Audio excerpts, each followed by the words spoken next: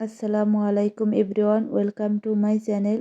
আজকে আমি খুব সহজ পদ্ধতিতে ফুচকা তৈরি করে দেখাবো।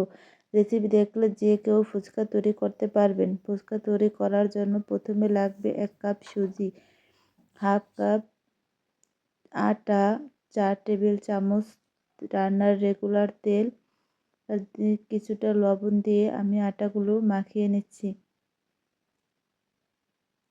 আটাটা মাখানো হয়ে গেলে এর মধ্যে অল্প অল্প করে নর্মাল তাপমাত্রার পানি অ্যাড করে একটা টাইট ডো তৈরি করব। এখন এটাকে 10 মিনিটের মতো রেস্টে রেখে দেব।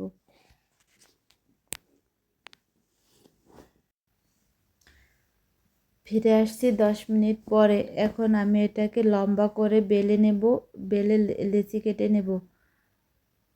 আমার লেচিগুলো কাটা হয়ে গেছে। এখন আমি এখান থেকে একটা লেচি বেলে নিচ্ছি। রুটির মতো করে বেলে নিতে হবে। আমার রুটিটা বেলা হয়ে গেছে।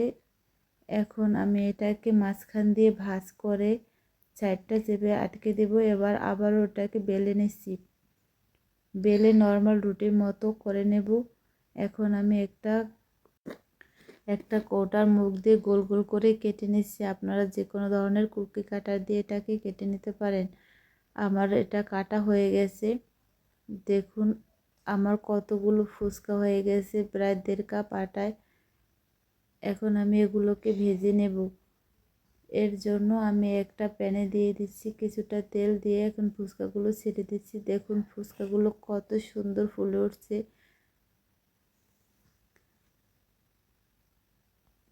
আপনারা খুব সহজভাবে বাসায় এরকম ফুচকা তৈরি করতে পারেন। দেখুন আমার প্রত্যেকটা ফুচকা কীরকম ফুলে উপর দিকে উঠছে।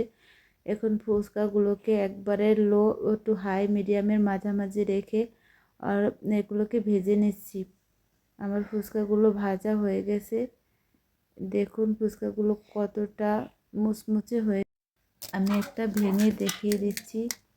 দেখুন ফুচকাগুলো কতটা মুচমুচে হয়েছে। এখন আমি পুর তৈরি করার জন্য 100 গ্রামের মতো চটপটির ডাল নিয়েছি। এগুলোকে সিদ্ধ করে নিচ্ছি। 2টা মাঝারি সাইজের আলু সিদ্ধ করে নিয়েছি। এগুলোকে হাত দিয়ে ম্যাশ করে নিয়েছি। এখন এর মধ্যে দিয়ে দিচ্ছি পেঁয়াজ কুচি, দিয়ে দিচ্ছি কাঁচামরিচ কুচি, দিয়ে দিচ্ছি ধনিয়া পাতা কুচি, আর দিয়ে দিচ্ছি শসা কুচি। এরপর দিয়ে দিচ্ছি ভাজা মরিচের গুঁড়া, দিচ্ছি জিরার গুঁড়া, দিয়ে দিচ্ছি 1 চামচ চাট মশলা, দিয়ে দিচ্ছি 1 চামচ বিট লবণ। এখন এর মধ্যে দিয়ে দিচ্ছি চটপটির ডাল। এগুলোকে হাত দিয়ে ভালোভাবে একটু মিশিয়ে নিচ্ছি। মেশানো হয়ে গেছে। এখন আমি টক তৈরি করে নেব। এর জন্য কিছুটা তেঁতুল নিয়ে এর মধ্যে হালকা কুসুম গরম পানি দিয়ে এটাকে চটকে নিচ্ছি। আমার চটকানো হয়ে গেছে। এখন এর মধ্যে দিয়ে দিচ্ছি কাঁচামরিচ কুচি, ধনিয়া পাতা কুচি, লেবুর রস দিয়ে দিচ্ছি কিছুটা লেবুর রস দিয়ে। এখন এর মধ্যে দিয়ে দিচ্ছি 1 টেবিল চামচ চিনি, দিয়ে দিচ্ছি কিছুটা বিট লবণ, দিয়ে দিচ্ছি একটু লবণ। এগুলোকে এখন ভালোভাবে মিশিয়ে নিচ্ছি।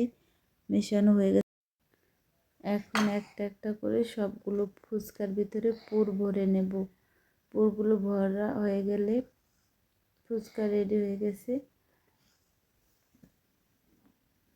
এভাবে বাসায় তৈরি করতে পারেন ফুচকা, তাহলে আর বাইরে থেকে ফুচকা কিনে খেতে হবে না। ভিডিওটি ভালো লাগলে চ্যানেলটিকে সাবস্ক্রাইব করে একটা লাইক দিয়ে দিবেন। আল্লাহ হাফেজ।